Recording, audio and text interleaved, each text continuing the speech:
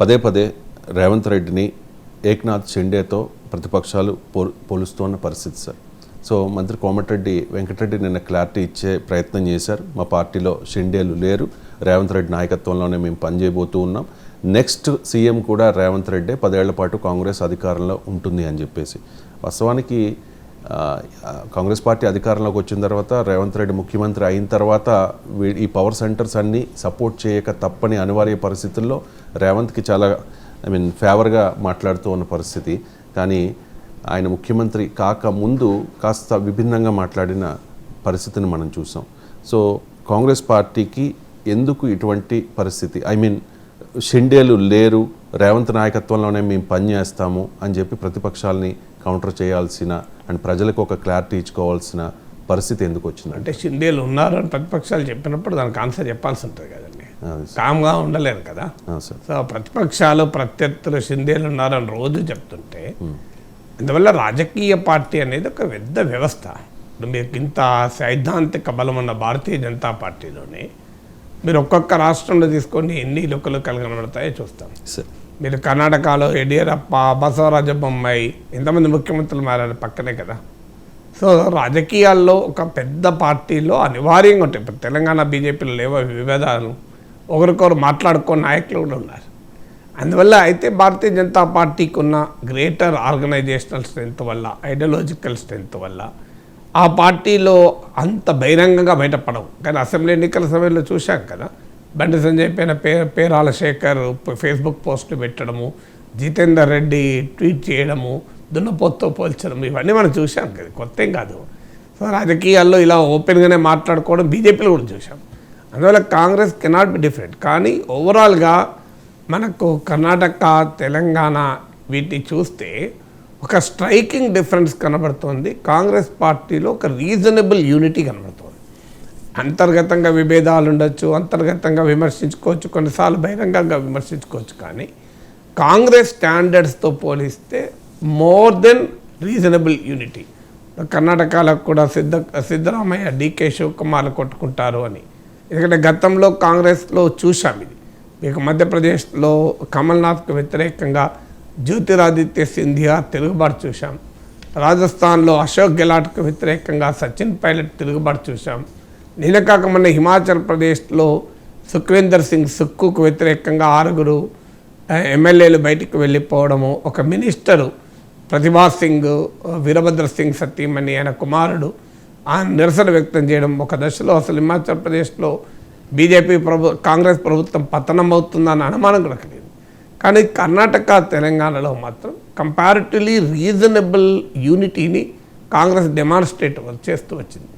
మీకు తెలంగాణలో కాంగ్రెస్ గెలిచాక 24 గంటల్లో ముఖ్యమంత్రి తేల్చేశారు. అదే భారతీయ జనతా పార్టీ సంపూర్ణ మెజారిటీ ఉండి, పార్టీ ఆర్గనైజేషను, ఐడియాలజీ బలంగా ఉండి మధ్యప్రదేశ్, రాజస్థాన్, ఛత్తీస్గఢ్ ముఖ్యమంత్రి నిర్ణయించడానికి 1 వీక్ పట్టింది. మరి 1 వీక్ ఎందుకు పట్టాల్సి వచ్చింది బీజేపీకి? బీజేపీ లాంటి పార్టీకి అవసరం లేదు కదా. కాంగ్రెస్ పార్టీ 24 గంటల్లో తేల్చేసింది. తర్వాత అధిష్టానంతో కొన్ని చర్చలు జరిగాక మొత్తం మీద 45 గంటల్లో ప్రకటించేశారు కదా. సో బీజేపీ ముఖ్యమంత్రులు నిర్ణయించుకోకముందే కాంగ్రెస్ పార్టీ ప్రమాణ స్వీకారం కూడా చేసింది. 9th చేస్తారనుకున్నారు, 7th చేసేసారు. సో అందువల్ల కాంగ్రెస్ పార్టీ కంపారిటివ్లీ తన గత అనుభవాల రీత్యా చూసిన, కాంగ్రెస్ క్యారెక్టరిస్టిక్స్తో చూసిన రీజనబుల్ యూనిటీని ప్రదర్శిస్తుంది. అదే కాంగ్రెస్ ప్రత్యర్థులు డైజెస్ట్ చేసుకోలేకపోతున్నారు. బీజేపీ కావచ్చు, బీఆర్ఎస్ కావచ్చు, డైజెస్ట్ చేసుకోలేకపోవడానికి కారణం ఏంటి అంటే, వారు ఊహించిన స్థాయిలో కాంగ్రెస్లో అనైక్యత లేదు. వారే కాదు, చాలామంది ఊహించిన స్థాయిలో అనైక్యత లేదు. మీరే చెప్పారు ఇంతకుముందు, ముఖ్యమంత్రి కాకముందు పిసిసి అధ్యక్షుడు కావాలనుకున్నప్పుడు రేవంత్ రెడ్డి పైన కోమటిరెడ్డి వెంకరెడ్డి కానీ సీనియర్లు కానీ ఏ రకమైన ఆరోపణలు చేశారు అని. కానీ రాజకీయంగా రాజకీయ నాయకులు మోస్ట్ డైనమిక్ క్రీచర్స్. వాళ్ళు స్టాటిక్గా ఒకే రకంగా ఉండరు. పరిస్థితులను బట్టి, అవసరాలను బట్టి, అవకాశాలను బట్టి, సందర్భాలను బట్టి మార్పులకు లోనవుతూ ఉంటారు, మెటామార్ఫసిస్ అవుతూ ఉంటారు. సో అందువల్ల రాజకీయాల్లో పీపుల్ విల్ రియలైజ్ అంటే ఏది మనకు ఉపయోగము, ఏది మనకు కాదని. అందువల్ల రీజనబుల్ యూనిటీ ఎప్పుడైతే కాంగ్రెస్ డెమాన్స్ట్రేట్ చేస్తూ వచ్చిందో, తమ సహజ స్వభావానికి భిన్నంగా అది కూడా ప్రత్యర్థులే కాదు, సాధారణ రాజకీయ పరిశీలకులు కూడా ఆశించిన దానికన్నా ఎక్కువ మోతాదులో ఐక్యతను ప్రదర్శించగలిగారు. సో రేవంత్ రెడ్డికి బట్టి విక్రమార్క పోటీ ఉంటుందని, మంత్రుల మధ్య ఉండదు, సీనియర్స్ వర్ రేవంత్, ఇవన్నీ పూర్తిగా సమసిపోయాయని అనలేదు. ఏ రాజకీయ పార్టీలో సాధ్యం కూడా కాదు. రాజకీయ పార్టీ అనేది ఒక మ్యాసివ్ అరేంజ్మెంట్ కనుక భార్యాభర్తలు కుటుంబాల్లోనే గొడవలు ఉంటాయి, ఓ చిన్న కార్యాలయంలోనే ఒకరికొరికి పడదార్చుకుంటుంటారు. అలాంటిది ఒక రాజకీయ పార్టీ, అది కూడా అధికారము పవర్ చుట్టూ తిరిగే రాజకీయాల్లో విభేదాలు ఉండవా?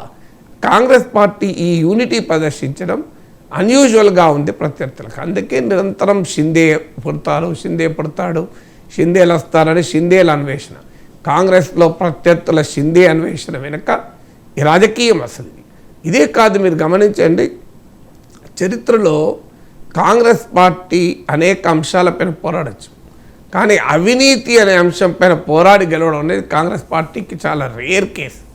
ఎందుకంటే కాంగ్రెస్ పార్టీ అవినీతిపైన ఇతరులు పోరాడుతుంటారు. ఎందుకంటే దేశంలో అత్యధిక కాలము కాంగ్రెస్ పార్టీ పాలించింది కనుక, భారతీయ జనతా పార్టీ చరిత్రలో ఎక్కువ కాలం పాలించలేదు కనుక ఎక్కువ భ్రష్టు పట్టడానికి అవకాశం రాలే. కాంగ్రెస్ పార్టీ ఎక్కువ కాలం పాటించింది కనుక భారత రాజకీయాలకున్న అన్ని లోపాలకు కాంగ్రెస్ సింబలైజ్ అవుతూ వచ్చింది. అలాంటి కాంగ్రెస్ కర్ణాటకలో కరప్షన్కు వ్యతిరేకంగా పోరాడే అధికారంలోకి వచ్చింది. తెలంగాణలో కూడా కేసీఆర్ కరప్షన్ అనే అంశాన్ని ప్రధాన అంశం చేసి అధికారంలోకి వచ్చింది.